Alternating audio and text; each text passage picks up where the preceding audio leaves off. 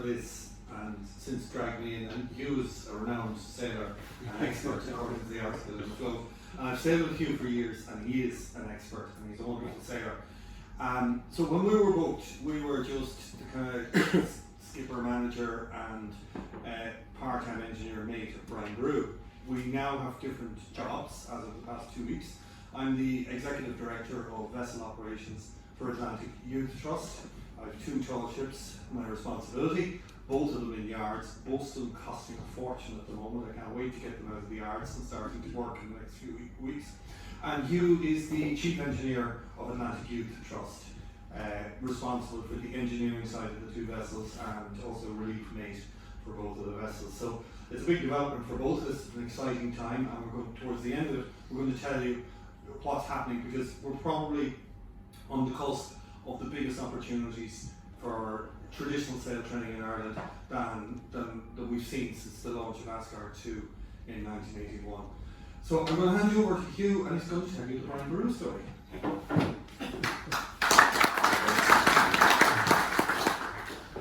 So I think what we're going to try and do with this is, I'll tell part of the story, Peter will fill in other bits and stuff like that. I'm going to bring you through the Brian Boru story, from where she started to where she is now and then the future of it. We're going to talk a little bit later, and then we're going to talk about the voyages that we do, what we do with young kids and the personal development and stuff like that. So the Brian Boru is a 62-year-old vessel, we believe. And this is, so we had the pleasure of meeting the original owners of it 2 summers ago, up in a place called Port. Plus, some of you might know the Warnock family. And so last summer we actually brought Philip Warnock and his 3 daughters out sailing, which was a real pleasure. And this, it was Peter, I think you saw something, you were following them on a Facebook website group, and somebody put up a picture of the original Brian Boru, and it used to be called the Investor Hen. And Peter, I remember you got there on the boat, and he got really excited, and he said, oh my God. And he started writing back to people on Facebook, and got in touch with them and said, actually, we're on our way up to Belfast. Would you like us to call in? And they said, well, that would be amazing. So this 81-year-old man, Philip Warnock, comes down, and all his family come down, and a huge amount of the family come down, and I think because they knew how important it was to him and to them. And the poor man with tears in his eyes as he walked down the pier, seeing his old boat. Him and his brother and his father had gotten this boat built 63 years ago, and they'd sailed it for 40 years, and they used it as a pair trawler, and it was their bread and butter. And he told me the whole story of it. I walked around the whole boat, and I remember him asking me, he says, "Can I see the engine?" I says, "Of course you can see the engine." And I brought him down, and he was touching, and he was telling me how he had put it in, and he told me all about the good times of the boat, the bad times of the boat. We let him drive the boat. He came out sailing with us, and got that fella still had the sea legs. Everyone else was wobbling around this 81 or 82, I think it is, and not bothered him. But yeah, so the boat cost, he told me, I'll tell you some of the story. It cost, 63 years ago, it cost him €12,600 to get built. It was built by a company over in Scotland called Weatherhead and Blackie. Some of you might know of. I think on the east coast of Scotland. Port Seaton, north of Edinburgh. Yeah. And they decided to go with them guys because they built very solid boats built for the North Sea, and it was a huge investment. 12,600 translate these days to €250,000. So back then it was a massive investment for 2 brothers and a father. And yeah, so they got it built. And what date was it that it sailed into? She came into Port of Ogie on Easter Monday, 1962. But she came across the Glasgow. She was one of the last vessels to come through the Edinburgh-Glasgow Canal, which has since closed. And the Edinburgh-Glasgow Canal closed in early 1963. So she came across around this time of the year, 1962, and subsequently there was a motorway built where that canal is, because I looked at trying to recreate the trip. So we'll have to go through the Caledonian Canal as the nearest proxy. So she was known locally as the Golden Goose because she brought in so much herring. It was herring fishing, and it was pair trawling that did back then. So they'd have 2 or 3 of these boats, and they'd have a huge net in between, and they'd be trawling through the seas. And he told me one story that he said one time we pulled in 75 tons of herring. And I went back there after a while and I said, the Brian Boru, by the way, weighs 46 tons. And I said, you didn't, so you split up, you must have split up 75 tons of herring between 3 boats. And he said, no. He said, we took in 2/3 of it. So they took 36 tons. 36 tons, I think. 36 tons of herring on the boat, and the other two boats took the other 30 something tons. And I said to him, I just remember thinking that, I said, what did the boat look like? And his daughter told me, they said, yeah, we remember the boat coming in and like you could barely see the top of the boat, like with all this fish coming in. And I asked him, I said, what did the boat look like? And he looks at me and says, well, have you ever seen a seagull trapped in the water trying to get back out of the water? And I said, well, I can imagine. He said, that's what it looked like. So he told me some great stories. The original engine was 150 horsepower, and he wanted to, his father, their father wanted to put 115 horsepower on it, and the 2 sons begged their dad to go with 150. And the reason for that was that back then, there were the old nets that you were talking about earlier on, and they knew that there was these new nylon nets coming in. And if you kind of remember, well before the internet and stuff, so it was more kind of rumours about nylon nets and stuff coming in, and they knew these were coming in, and there was good and bad kind of reviews about it, but they reckoned these were going to take over. So they knew that the nets could take a lot more fish and stuff like that, so they begged their father, and eventually their father said, okay, they went for 150 horsepower, and he says that's what kind of did it for us. And then years later, they put in the engine, which is in, so it's in the boat now, 40 years, the Volvo Penta. And again, that was because fishing was changing and stuff like that, and they could do more things and different types of fishing, different new nets, new gear, stuff like that. So the boat it's built with larch or oak, timber deck. There's a few pictures of what it used to look like. Up on the top left, you can see a model that was made of it. It looks very different now. You'll see it in a few minutes. And it's gone through a few different kind of retrofits and different cabins and stuff like that. This was so as Peter said, we do sail training and new development sort of work. So we bring out 10 kids and they live on the boat for 5 days, and we go into a bit more of that later on. But this was, on the left hand side, this was an old picture of the Warnocks fixing their fishing nets and stuff like that. And last year, this man here is Philip, who's the man that Hugh was talking about, and he's the man who was sailing with us last year. He's in his 80s now. He's the middle guy there. Yeah, so what we did for them was we got a few of the kids, so we pulled in there as part of our journey with the kids, and we got them on the right hand side. We got them to recreate the photo, so they looked at. If you look at the fishermen's hats on the 2 young people on the right there, if you roll them back down, you'll see Banbridge Hockey Club would be written on those. So they spent quite a while composing the photograph and hassling Hugh for nets and planks and things to try and replicate it. And they did it as a tribute to, because we as part of the personal development, we try and encourage young people to explore what the sea is about and the heritage of places like Ringsend and Portavogie and that. And this was a tribute to the fishermen of Portavogie, and as part of that tribute they grew in their understanding of where fish comes from. So we printed that properly and framed it and presented it to the Warnock family.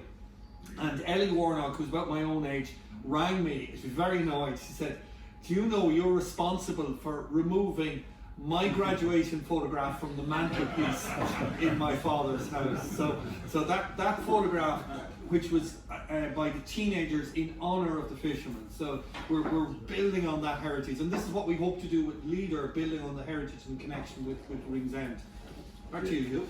And yeah, it was just meeting these guys was really, I think, important for us, because as you guys will know, I mean, who boats here, like boating is you describe it like, you know, it's part of life for us kind of thing, and to meet the guy who actually built the boat and he had spent his whole life in the boat, it was really amazing for him to be part of that journey. Like, so 40, fast forward 40 years, and the boat went through, I think it went through another maybe two, we're not sure, it went through old fishing boats, go through a few different owners. There was a guy named Tony McLaughlin down in Waterford, who I know some of you will know, he was a shipwright down in Waterford, and he had a dream of building a sail training vessel. And he was on the lookout for the right boat. And apparently the story goes that when he saw this boat, that's the type of boat he wanted. So this is what the investor which is now Brian Boru, looked like when he got his hands on it. So he spent, I think it was 12 or 14 years converting it into a gaff-rigged ketch, which, as you can imagine, it's no easy feat. It takes a long time and it takes a lot of money, which is hard to get. So he did, when you see it now in a few minutes, you'll see the amazing job he did on it. So that is what she looks like now. Very different, and yeah, beautiful boat. So did you want to add anything? Yeah, one of the reasons Tony sought that boat is that the hull of this boat is actually based on the drifters of the 1890s, and that's what they were building on the east coast of Scotland. Sorry, rather than kind of wrecking my voice, I'll just use this for this. What they built on the east coast of Scotland were these very seaworthy boats, you know, dealing with rougher seas than what we would experience here.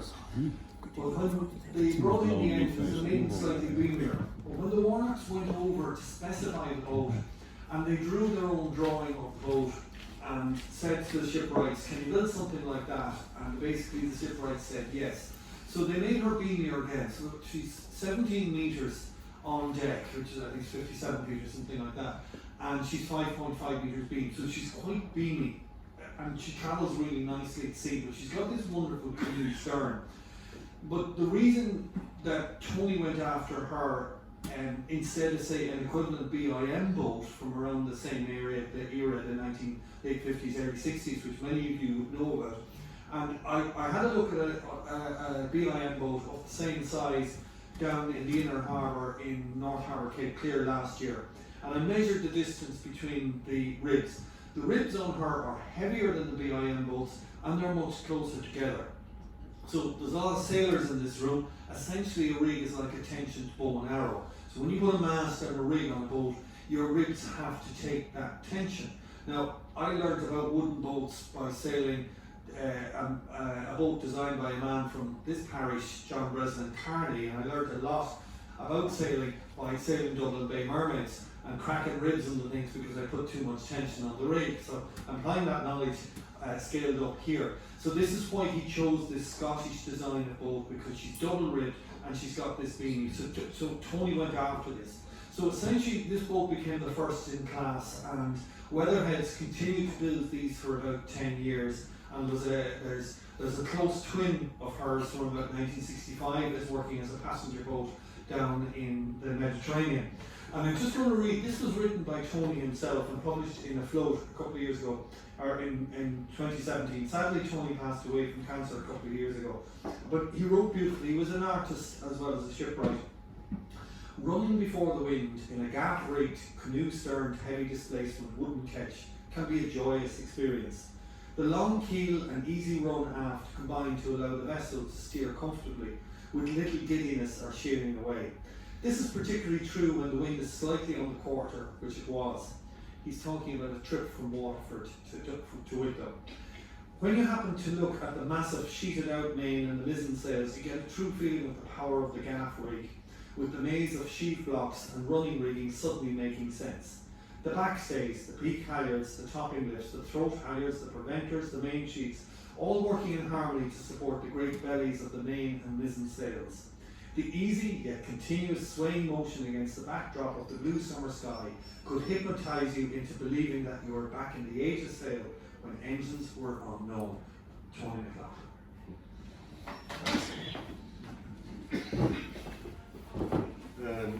Okay, so where are we now? Okay, so eventually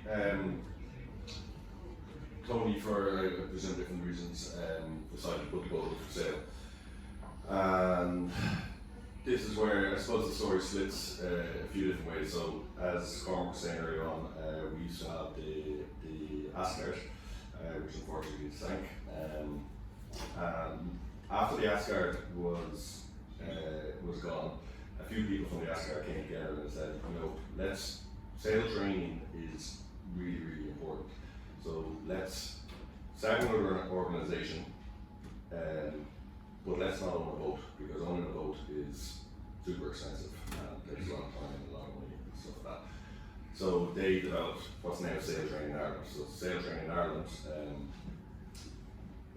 basically gets the funding from loads of different sources and finds the kids from all over Ireland, and then finds boats and basically rents the boats to set the kids on. So they don't have to look after the boat, and the model actually works really, really well. So my brother Michael Byrne was fresh out of college, and he was a first employee, and he spent 5 or 6 years doing that, developing that whole kind of industry.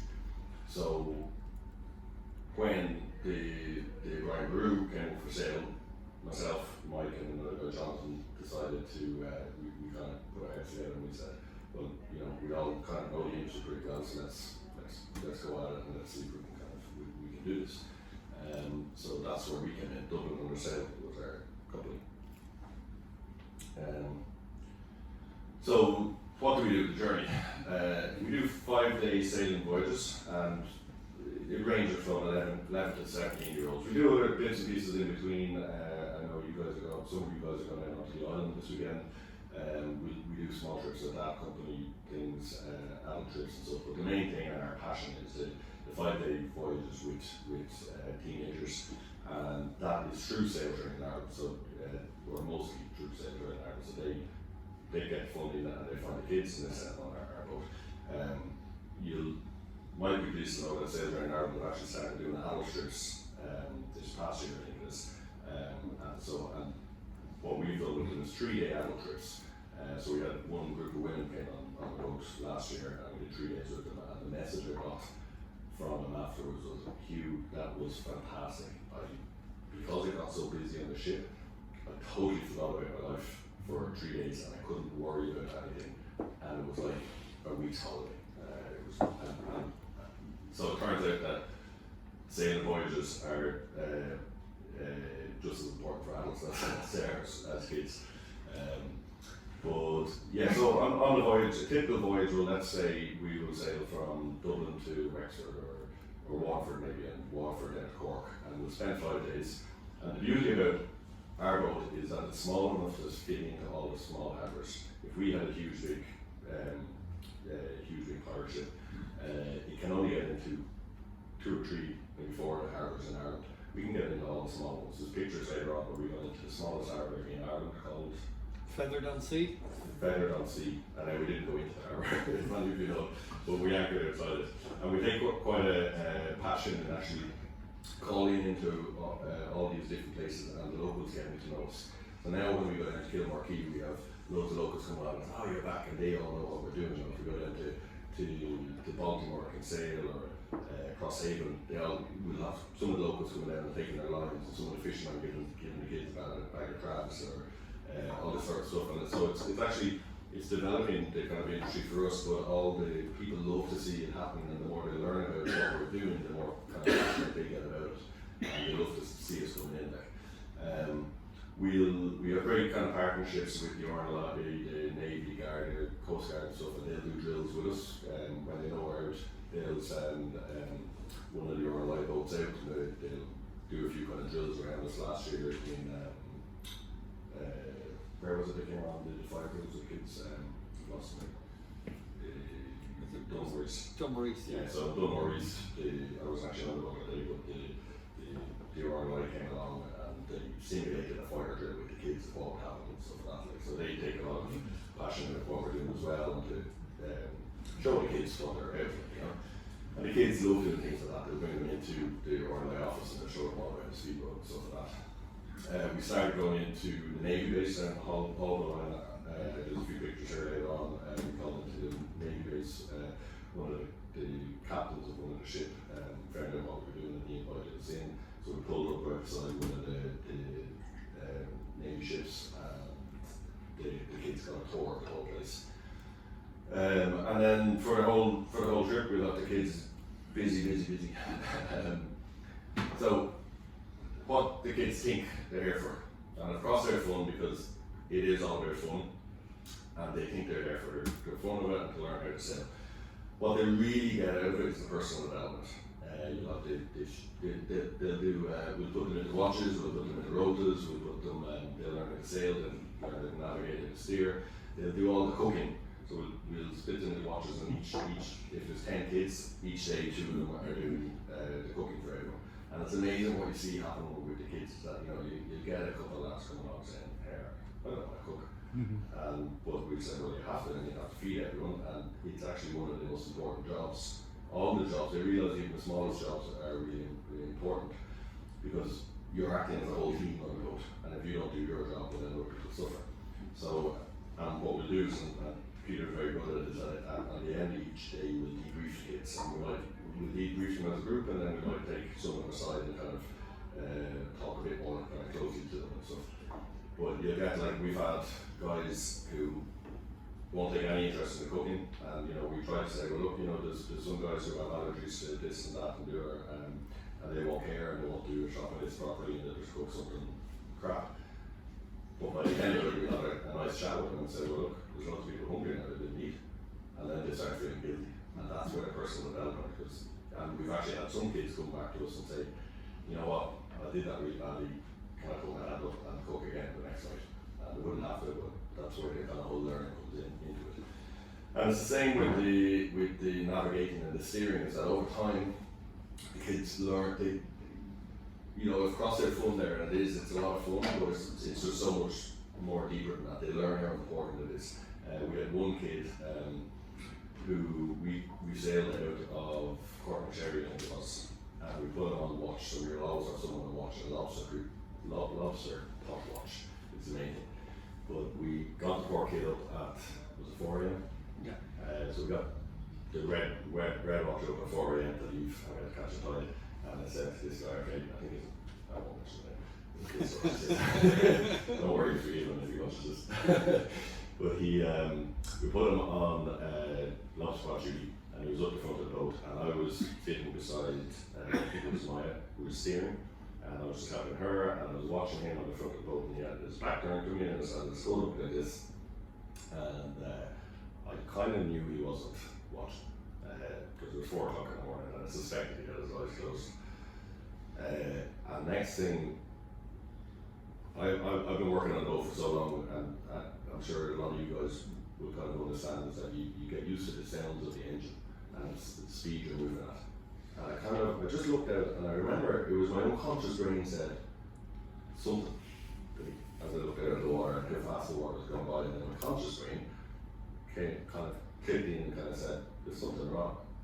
And then I looked at it a bit more closely, and I was like, we're not moving as fast as we should be moving at these revs.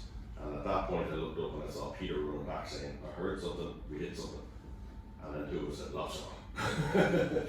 So sure enough, we put her into neutral, and I looked over the back of the boat, and there was a big log rope coming out. And that poor kid who was on watch, I think he might have had his eyes closed. So we spent the next probably hour, thank God it was a nice flat calm sea, but we spent the next hour, I wasn't too happy at this point because I had to go up the dinghy and I had to jump out and I had to go out and get all wet and fish this rope out, and eventually, thankfully, the rope came out and we were able to go on our journey. But to give you an idea how the personal development works on the boat is that kid spent the rest of the day doing things, and then in the evening he comes over to me and he just had a really sad look in his head. And I said, yeah, wait, he says, can I have a word? And I said, yeah. And he said, I am so sorry about what happened earlier on. He said, I wasn't watching properly. And my reply to him was, hey man, you've learned your lesson, you've learned what this is about, and for the rest of it, it's great, and that's what it's about. It's about kids taking responsibility for themselves. So I always say that I don't really teach anything. We provide a platform where they learn themselves, and that's the best way of learning. The Waterford one. So, I just want to disguise the name of this individual, and this almost a heartbreaking story. We were working out of Waterford, and Hugh and I were running this trip, and at the end of every trip we'll sit down and we'll have a one-to-one chat with them. You usually sit on the fantail as we're coming up the estuary, whatever. And we had this young lad, 16, in transition, you're going into 5th year, and we sat him down, and let's call him Jimmy, and Hugh and I sat with him together and said, look Jimmy, you've been a massive contribution to the ship. You initially started shy, but as the week went on and your day of watch leader, you really thought about it and you organised it well. But after your day of watch leader, the others started to looking to you for leadership, and you're not all the kind of lively, jokey types who get all the attention earlier on. You're a quiet leader, and people follow you, and you're an amazing young man. You will go very far in life. And later that day, we were at a reception in the Mayor's Chambers in Waterford, and I introduced this young guy to a lieutenant commander in the Navy, and also to the Deputy Harbour Master in Waterford, a Master Mariner who I trained many years ago. And the two guys spoke about careers at sea and a bit of banter between naval and merchant, and this guy was really taking it up, and he kind of had something going on there. And I don't know more of it, and sorry, I'm going to read something here now, my phone is acting funny. Then one of the girls on board, scout leader, wouldn't you know, she gave me an envelope and she said, you're not to read that till we're all gone. And in that envelope were 10 post-it pads, and each of them have written a letter on the post-it pad. No more than one post-it pad, they weren't allowed to write on the back of it. So I met this guy, Jimmy, a couple of hours later. I was waiting for a bus to go back home to Wexford, and I happened to bump into him. He said he was on his way to a haircut, and he said, do you know something? He said, I'm just after ringing my man. The day before I came on the ship, I told my man, this is August by the way, I'm not going back to school for 50 years, I'm quitting school. I can't handle it, I've had enough. And I just off the phone to her, I'm going for my haircut. I told her I'm going back to school, because I know what I want to do. Now we followed that guy, and he did his leaving cert. I don't know what he's doing next, but that was 2 years ago. So we kept that guy in school. And then an hour later, I read this letter, and I nearly cried on the bus. Dear Peter and Hugh, thanks for the trip, it's been amazing. I'm not going to write much, as I'm not very school smart. And this trip has helped see that doesn't mean I'm dumb. Thanks for everything. Hope to see you again from, and I'll call him Jimmy. That's the impact what we're doing is having with our old gaff-rigger. So yeah, we've loads of stories like that, and that's what for us. That's what it's all about. It's about kids finding themselves reading it. So yeah, along the way we will have, of course, we will have lots of fun. This is what I call the Kate Winslet. You look like Kate, don't you? All the kids to do, and it's amazing the different reactions they have of some people. That's just a picture of the boat. I want to give you guys another just perspective of how kind of how beamy she is as well. And we can put wheelchairs on that deck. We don't have the toilet facilities for wheelchair users, but we can do short trips with wheelchair users. These are bedroom areas. There's the old B151s to the left. That was the original number of the boat. This is her out of the yard. I'm not sure if this is at the moment, because she's in the yard and boat at the moment, or if it's... No, it's my old bicycle. It's 2 years ago. So I think we're gonna go through a few kind of pictures now. To give you, this picture was actually taken off my phone. On an Android phone, you can go into finding the picture through your map. Now I always love this because it shows where all my pictures were taken, and all of it in the coast. So that's where we sail at the moment. Belfast, all the way down to Baltimore, we pulled into all the small little harbours along the way. So I think this was one of the first voyages we did. Yeah, it's before you had your haircut. Yeah, it was actually doesn't COVID here. That was out in Cork. I should explain that I'm not one to take lots of beautiful pictures or look at scenery and take pictures, so what I like to do is take funny pictures and get kids doing something stupid in it. But gives you an idea of where we visited as well. So this is down in Holbourne Island, that's our boat beside the Ellie. I think, is it Samuel Beckett, I think? Was No, it? it's Sir William Butler Yeats. Not, okay, Maybe wrong. we have plaque. Yeah, so anyway, the story of this Sorry, picture, it's the James Joyce. James Yeah, Joyce. so we have the plaque from that, yeah. The story with this one was we met one of the captains of the Navies down there, and he invited us in. So we sailed in there. We started from Cork City, and we came all the way down, and then they invited all the kids onto the boat and showed them all around the boat. And having little partnerships like that is great because it really shows the kids what they can do with their lives. Like some of the kids when they're 16, 17, I haven't got a clue what I wanted to do. And to give them, a tour of a whole leadership, and then they start kind of thinking about it and going, oh, I could go to college and do this and stuff like that. So that's what that one's about. This picture, so like I said, I get everyone to do the catering Winslet down to go up onto the house with spread their hands and say, hey Jack, I'm flying. I love this picture because that girl was so nervous before she did it. This trip was a mixture of it was a youth group down in Cork, I think. It was a mixture of adults and teenagers, I think. But I said, hey, do you want to do it? She goes, yeah, okay. And then she started coming up. I know she was really, really nervous, and she was like, and eventually she goes, no, I'm sorry, I can't do it. I said, okay, no problem. But I knew they were there for a week, so, and I know most people, once they see other people start doing it, they'll come back. So I said, no problem. And sure enough, she came back later, and she came out, and if I could show a video of this, it's quite, she slowly puts her hands down, and she told me the story later on of what she had been through mental health wise and stuff like that. And she said that was a huge moment for me. Like she said, I've gone through so much in my life, and for me to push myself and the realization that I can't do it, she said, that was massive for me, and that's what the road and the voyages are all about. These are, like I said, on the left there, just some funny pictures, I think. That is okay, isn't it? No, that's Old Head. No, it's not Roaches. I think it's Old Head. Yeah, it's not Old Head. On the right here, this was down in don't worry, so Kilmarky. So what happened on this voyage was one of the kids comes out to me. It was a beautiful week. The weather was a beautiful week, and he comes out to me and goes, they were all having lots of fun. And he says, hey, Hugh, could I sleep outside tonight?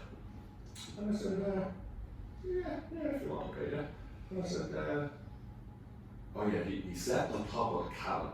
So he brought out a sleeping bag, and at one point at 3 or 4 o'clock in the morning, I went out just to check in the boat and stuff like that. And we sleep in a 4 cabin boat. So I went out and I realised the reason he had asked me could he sleep outside. I've never heard worse snoring coming from anyone. So he was echoing through the whole cabin, and I think that, and the kid was only 16, so I can totally understand that. You saw the beds there a few minutes ago, you're right beside it with people, and I can totally understand someone not wanting, just being scared or embarrassed about it, So the next day he said to me, he says, hey Hugh, can I sleep outside again tonight? And I said, yeah, no problem. I said, how about I make it a hammock? A hammock, he says. Yeah, come on, we'll make it again.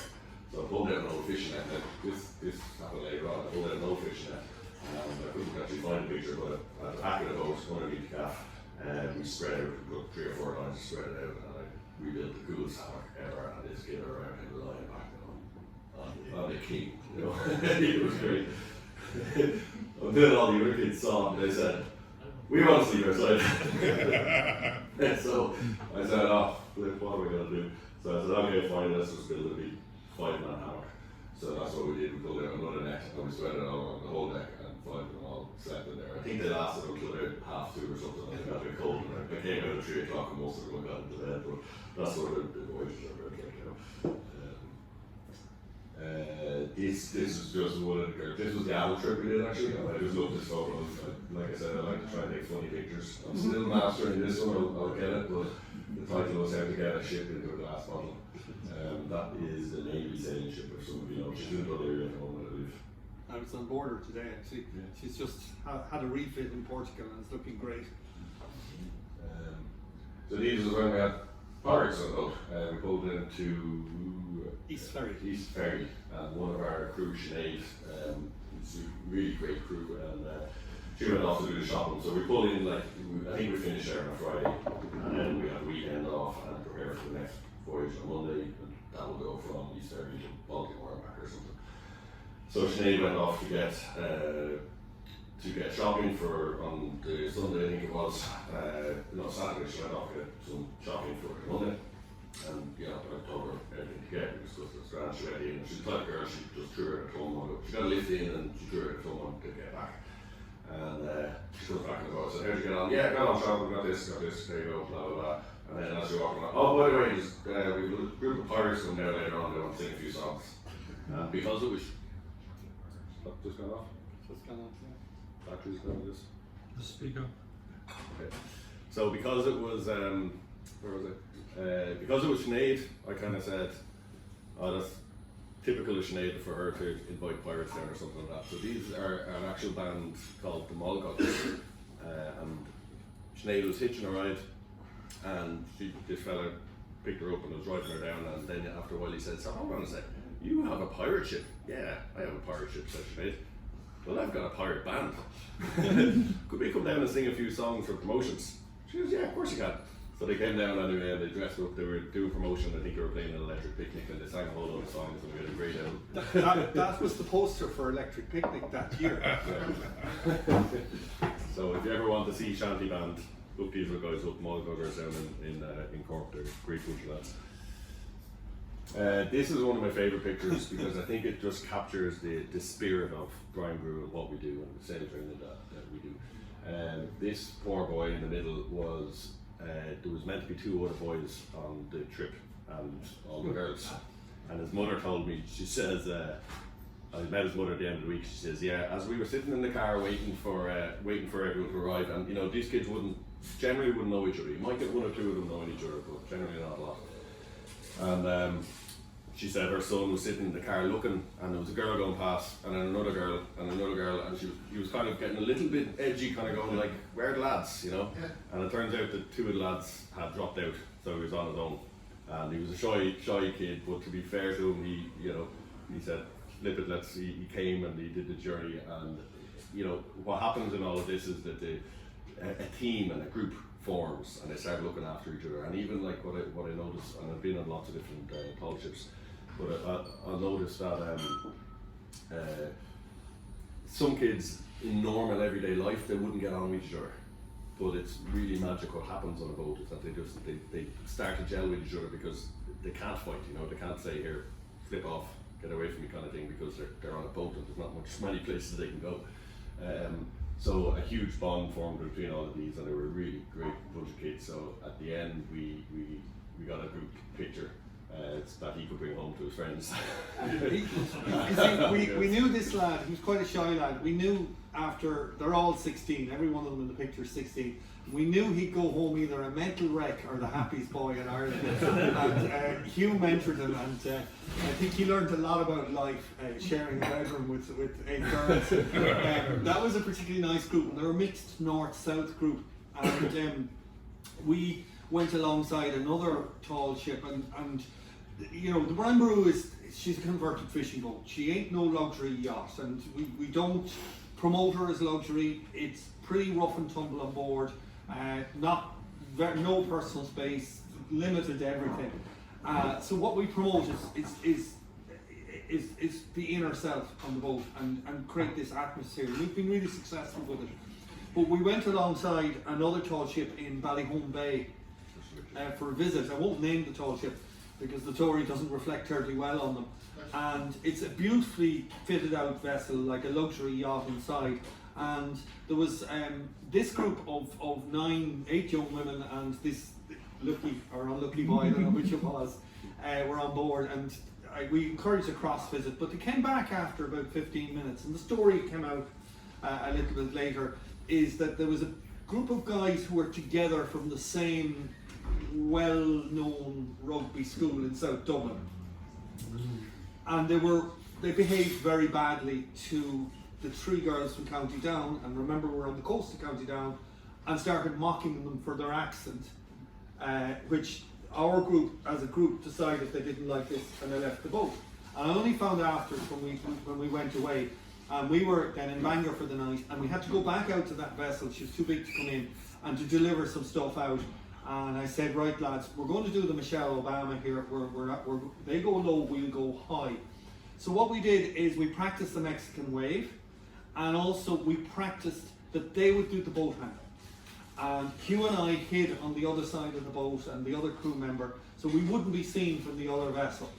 And I think it was Joy who drove the boat, and she handled the Brian Boru right up alongside the other vessel at anchor, nailed it completely alongside. The fenders barely kissed, and then in complete unison, the rest of them had bow line, stern line, midship spring going forward, midship spring going aft, in absolute unison. And they fell at the feet of the young entitled men from a rugby school, and they didn't know what to do. So the professional crew of that vessel, much to their embarrassment, had to handle the lines, and they spotted us. We were sitting down drinking tea. We deliberately stayed out of sight of that. And again, the same thing when it came away. The other crowd were all thumbs, these guys who thought they were superior to these young girls, and these women handled the boat so perfectly. They just took the boat away, fenders didn't touch coming off, they did a complete circle driving the boat, and did a Mexican wave and who's at the horn. We went around the headlines and they completely broke down laughing because they got their revenge. And it's we encourage that because it's about, they were disrespected, and the way to deal with disrespect as a teenager is to have respect for yourself and your own skills and your teamwork. And that was a brilliant message that they fed to us at the end of the voyage. It was the best bit of the voyage. He said, we didn't get mad, we showed respect for ourselves, and we showed them how good we were, not how bad they were. And that was a really powerful message. So they were an absolutely lovely group.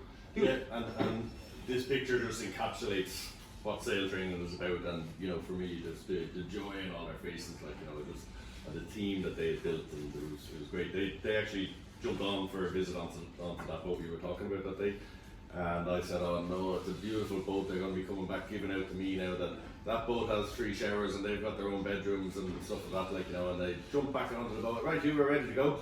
And I said, because they were tough girls, I said, are you not going to give out? No, this is Brian Boru, this is our boat, come on, let's go. There's way better than that. I was delighted. So the other thing, Hugh discovered that this lad has a tractor at home, and sure, this lad ended up spending half his time down in the engine room, thrilled to have a big 6-cylinder engine to play with. Yeah. Really. So this is just a picture, just to give you an idea. Like every evening, I don't know if anyone can recognise this little harbour down here on the left. Catering, is it? That's currently my most favourite spot to go to, Barlow Creek. Yeah, and just about there, our kedge anchor is still there too. Yeah. Sorry about that. So if you're down there and you want a nice kedge anchor, it's there buried in the weeds. Barlow Creek, which we often go into. Yeah. And on the right hand side, this is, every evening we'll 2 of the kids will cook a meal for everyone. We'll have a lovely meal, and we'll sit down afterwards. We'll do a bit of a debrief. We'll always ask the kids what their favourite part and the worst part of the day and stuff like that. Very interestingly, the worst part of the day, it kind of by the end of the week turned into part of the voyage, I guess. And to give you an example, we were coming from Belfast south one day, and the weather kind of got worse than we weren't expecting, and absolutely every one of the kids got seasick on the Tuesday. And I thought, oh my God, we're going to have a lot of parents ringing us complaining here. But what was fascinating was by the end of the week, it was just part of the journey. It was like, they were looking back and going, oh, they were such good friends. They were like, yeah, do you remember the time we all got seasick? And that's what it's about. This is the smallest harbour in Ireland. What did you call it again? Feathered on sea. Feathered on sea. So we make it our mission to call into as many of these small harbours, or all the harbours along the way, and to try and develop develop a relationship with the community. So this is one that Peter really wanted to get into. So we anchored. We couldn't get in. It's pretty small, but we anchored outside. We rowed in, and we had loads of the locals coming down. And the RNLI crew came on board then and did a water safety talk and showed them the lifeboat. So it's about having very deep connections with the community. Port of OU, Barlow Creek again. Yeah. This is in the Navy base, Harbour Land. It's all the kids. Some of the James Joyce. James Joyce. This is one of Peter's favourites. Anyone know this place? Kinsale. Yeah, That's the old head. You know, for years I've sailed that area, and I've been trying. I said nothing to the trainees, and I've been trying this for years. And it happens that day. I set the anchor, let her fall back, and just as she set on the anchor and stabilised, I could see the light. And it's the first time I've achieved it in my life, and I've tried it.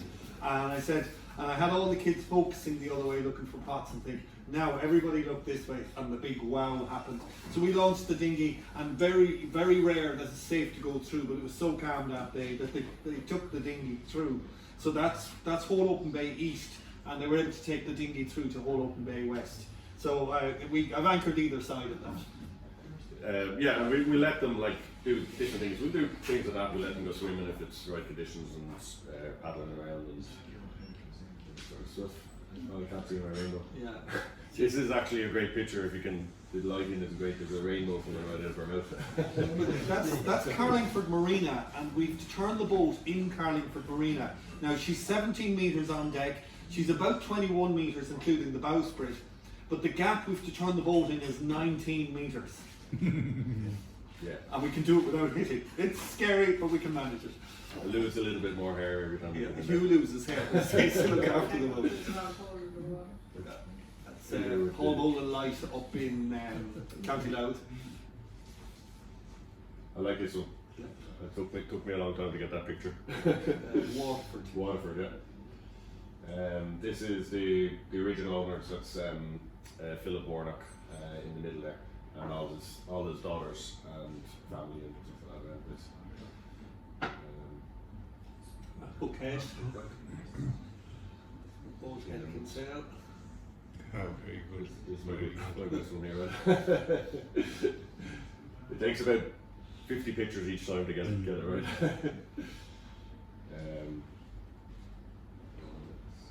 I think that's more or less. Yeah.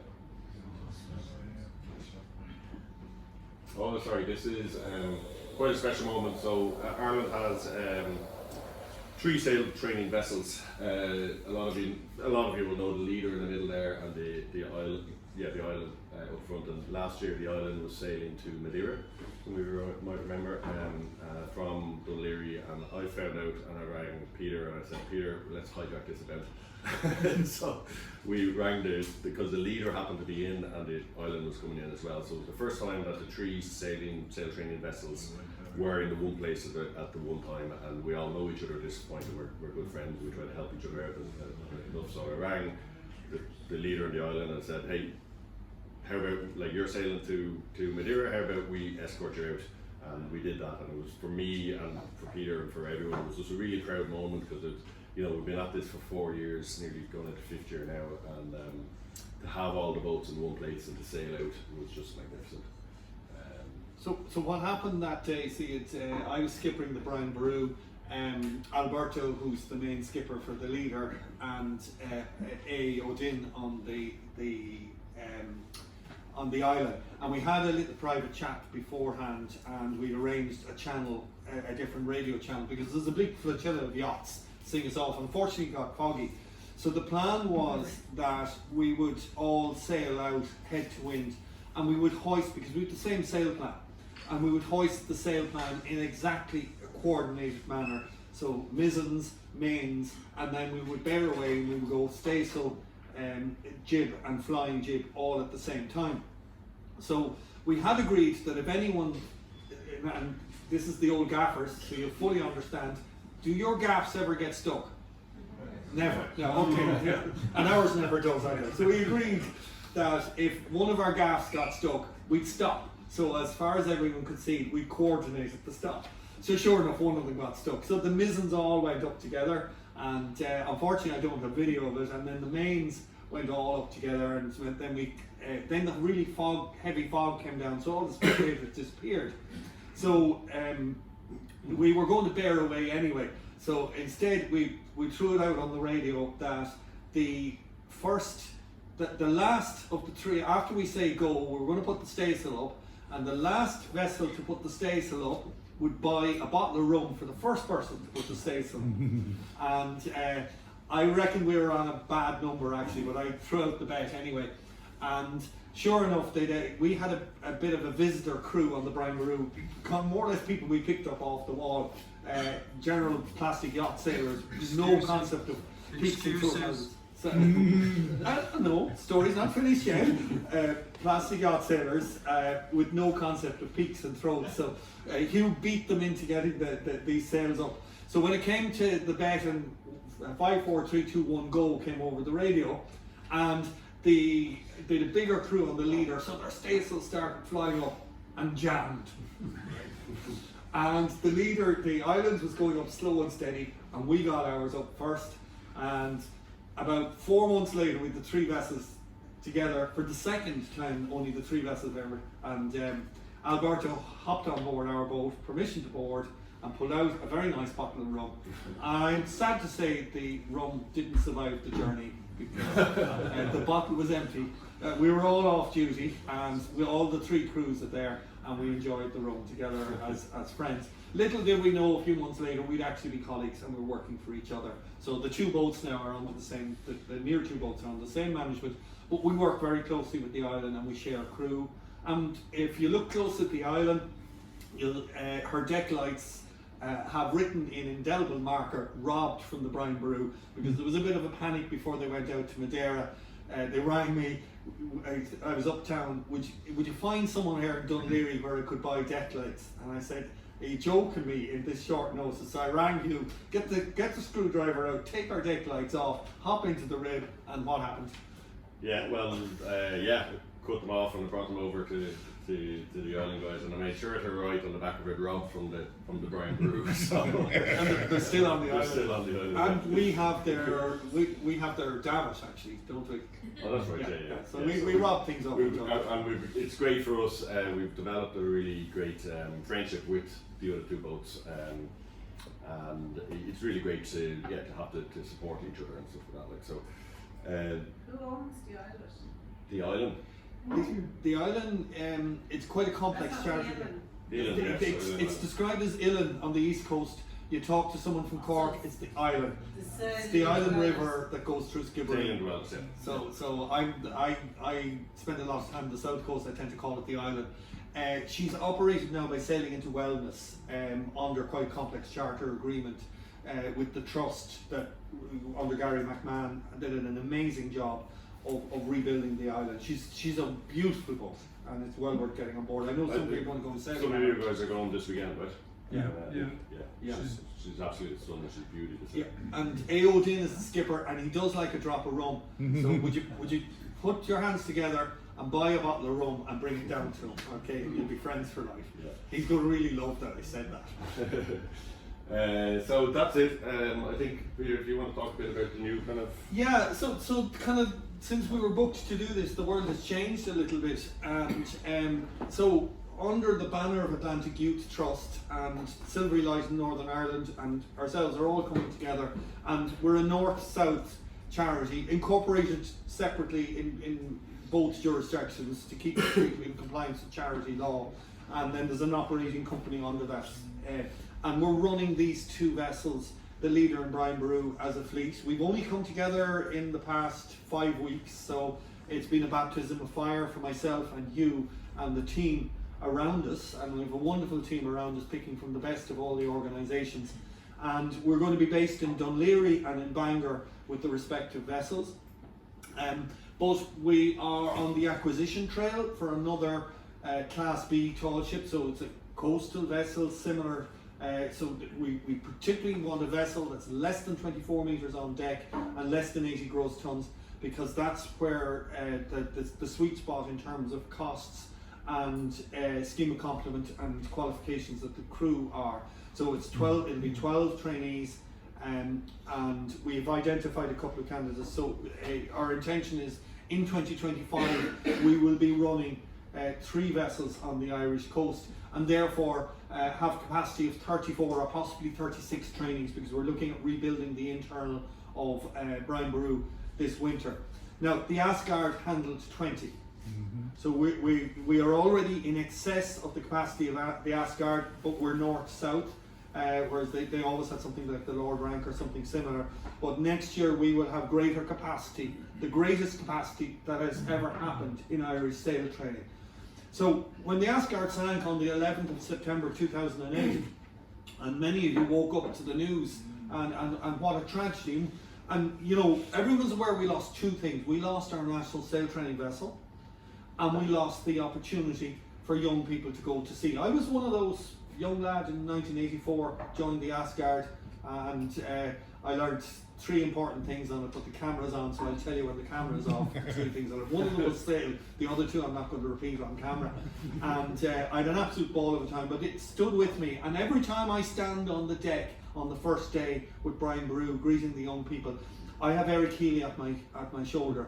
And I remember the late Eric Healy. Many of you would have known Eric Healy. He was an absolute inspiration. He was the father of sail training in Ireland. And Eric Healy trained on the Cutty Sark. So my skill set is only 2 steps from the Cutty Sark, and I tell these young people, you're only 3 steps. Google it. You're only 3 steps from the Cutty Sark. Eric Healy trained on it when she was a working vessel. I was trained by Eric Healy, and you're being trained by me. So there are those very short steps. But Eric had an absolute wonderful culture of fun and of the sea, and he was an inspiration to young people. And that's the spirit we're carrying through with Atlantic Youth Trust. So Sail Training Ireland is the national sail training body which doesn't operate vessels, and they bring in and place young people, and they work with organisations such as yourselves if you want to donate a bursary or whatever, and put young people to sea. We're the vessel operator, and so our intention next season is to have 3 vessels, putting 36 people at sea, north and south, and then we have the new build project going on. So we're with Naval Architects on that. It's only at the very starting stage, and that's the Endurance 2 project. And we are building a replica of Ernest Shackleton's vessel. So obviously strong British and Irish connections, because it's all about building bridges. And she will be ready probably 2029 by the time we see her. She will be a deep sea vessel focused on longer term education and research and citizen science for young people. She'll be 44 metres long. She will be outwardly identical to the Shackleton, but she will be of the latest safety standards. Because having researched this whole area, sail training is very particular. The world has moved on. Some of you may be aware of the issues around the Asgard and the criticism that the Asgard was run as a cargo vessel, not as a passenger vessel. So we operate our 2 vessels. They are licensed passenger boats, and therefore the trainees are passengers. But we operate under either a P6 ComSail license here in the Republic and an SCV2 license, brackets training in the UK, which they are licenses which allow our passengers to operate the vessels under supervision. So they're very special training licenses, and you have to fight hard to get them and fight even harder to keep them. I'm in negotiations on both vessels at the moment, and the Marine Survey Office in here and the Marine Coast Guard Agency in the UK are breaking my heart. But they're absolutely right, because we're carrying teenagers. Legally, they're children, and we have to have the highest standards. So we'll have both our boats up and running in the next 10 days, and we're looking forward to a great season. And hopefully next year 3 on the water, and then a few years later 3 coastal vessels and 1 deep sea vessel. So that's our story, Hugh, isn't it? That's most of it. Yeah, we could go on and on talking about stories and voyages that we had, but has anyone got any questions? Does anyone want to? What's the crew on? Is it Crew, 2 or 3 or 4? Normally operating Or is it a with 3 cook crew. We'll have a skipper, a first mate, and deckhand. And the leader's slightly larger, so she goes with skipper, mate, boatswain and deckhand. And then on both vessels we carry a mentor, particularly when we're working with under 18s. How do you select the trainees, and is there cost? There's various costs. So the cost without subsidies is €800 if they're self-financing. The trainees are all placed through Sail Training Ireland and also some other agencies, like a scout group may book the boats. We don't sell places on the boats, we'll sell the boat for a week. Or we can also do half-day sales. In fact, if you guys want to gather and do a half-day sale out of Dunleary, the Brian Boru will be available in a couple of weeks. We'd love to have you on board, particularly you know how to handle gaff sales. We'll do that. And we have worked with men's sheds in Dunleary Rathdown. We had a group of people on board last year. The youngest was 75, and we had a ball of a time sailing. A lot of retired mariners on board. So it's not just for young people. Then there are various bursaries sponsored by people like Dublin Port Company, Port of Waterford, Drogheda Port Company, Port of Cork, and various other shipping companies, which bring the cost down to around €150 for the 5 days. It's never given away free, because when you start giving away free, they'd say, I'll sign up, and they cancel at the last minute. And the magic happens on these boats when you have them full.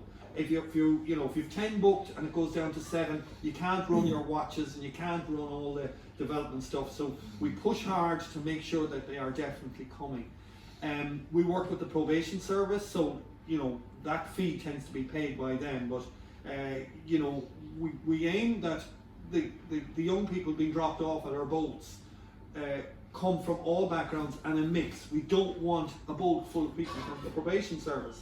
Nor do we want a boat full of kids who are dropped off in the latest model Mercedes. Ideally, we want that mix from social backgrounds, and we want a mix from people from maritime communities, deep maritime communities such as Ringsend and Poolbeg, plus inlanders who don't know the taste of salt.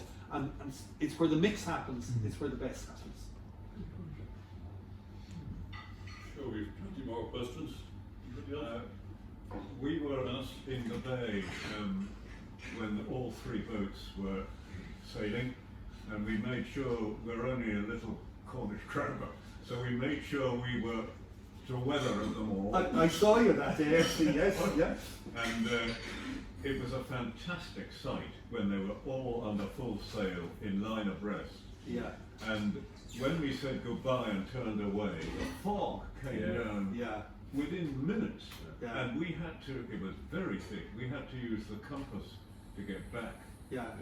We would have been in trouble otherwise. I had to rely on the radar to get back, because a lot of the tenders going from Dunleary in and out to the cruise ship, they were getting lost. So there was chaos on the radio. So I had to go way north to avoid tracking those, because I could see them on the radar and the AIS. So, while Brian Boru is lovely and traditional, we have a proper modern suite on it. So it was a fantastic day. But one of the challenges, and again, there's so many people in this room, understand relatively heavy old boats. They don't stop in a hurry.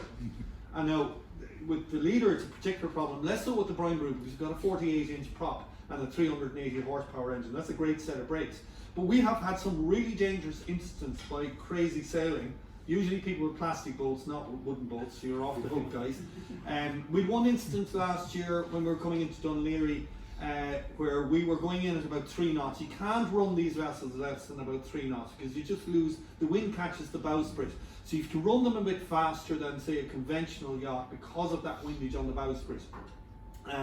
And so 3 knots, there's an 8 knot limit in Dunleary, so 3 knots is fine. Coming in through the fairway, and those of you who know the notice to mariners in Dunleary give small passenger boats, and we are small passenger boats, priority coming in there.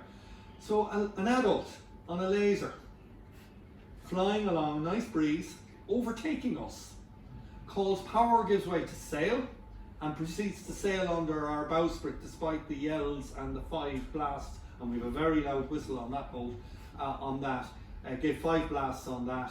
And the skipper at the time had to go full astern. Poor Hugh would have been having, if he was on board, would have been having heart attacks.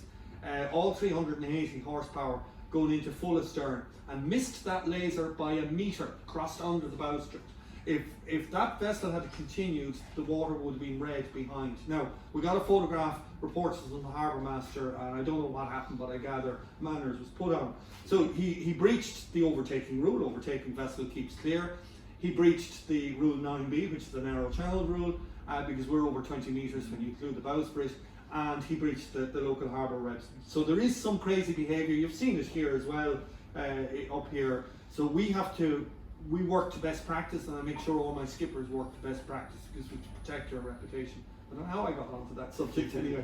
But one of the things on that day is we did have a number of yachts passing between the boats, which makes us very nervous because you just don't have the set of brakes that a yacht has. So we're always very cautious about anyone, and I'm delighted. And I did see you that day, and I knew exactly what you're at. But I'm never worried about a traditional sailor because you have respect for how our boats handle. It's the modern yachts that I'm worried about.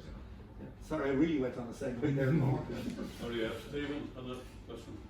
Tom, I was curious, I saw on the very back of one of your pictures from Hall Boland that the Naval Service yacht Credna was tied up in the back. What's happening with her? Is she being used for sailor these days? She's out of licence. She was restored a number of years ago. There are major personnel issues with the Navy. To the extent that the Navy will be using the Brian Boru for training later this year. I'd love to get my hands on the Credna. We would have the capability of managing the Credna because one of the things we now have is scale. And I've got a back office. Hugh is the permanent fleet engineer. I'm there managing the fleet. We are looking for other vessels, and we have the capacity to manage that. So we may talk to the Navy about that. But she's a very fine vessel. But one of the issues that I want to be very careful of, any vessel we're taking into the fleet must be good economic proposition. And to be an economic proposition, you must have 12 trainee berths. Any less, it's not an economic proposition. And this is something that the island struggles with. She really only has 7 trainee berths, more during the day, so that she constantly needs subvention, charitable subvention. And Sailing to Wellness are a wonderful organisation and are very effective at fundraising. They're well run. I have huge respect for them. But we have to be cautious that the vessel stands on its own economically, and then the fundraising goes into vessel upgrades as such. Anyone else got any more questions? Just as a matter of insight. Cormac, just from an educational point of view, I'd just like to congratulate you both for the amazing attitude you have towards young people and their development and education. And I think it's a great credit to you, and I hope you, I wish you, I think we all wish you all the possible success in the future. So thank you very, very much, and well done. Thank you. So,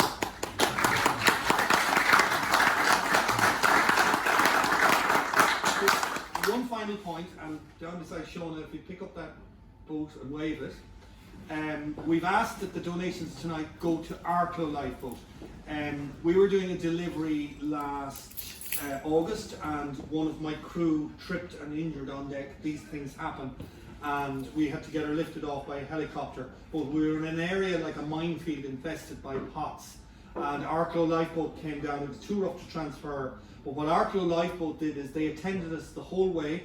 They did pot spotting for us as we had to weave through these while doing the highline lifts with the helicopter. Now, we practiced with the helicopter regularly, so we were well able to do it. We would not have achieved that without Arklow Lifeboat, and that girl recovered fully and is walking around. Thank you to the crew of Arklow Lifeboat. But they did something really kind then. They went back, and we came into Arklow fairly shell-shocked, having seen one of our colleagues being lifted off the boat. And there was Arklow Lifeboat lined on the quay in Arklow and took the lines. We didn't have to tie them or do anything. We were shattered, and they really looked after us. And it wasn't just the nautical skill or the search and rescue skill, it was their human kindness. So I would ask the organisers to allocate the funds raised to Arklow Lifeboat. They have been so kind to us. So that's for me. Thank you very much. It's been a pleasure. Thank you.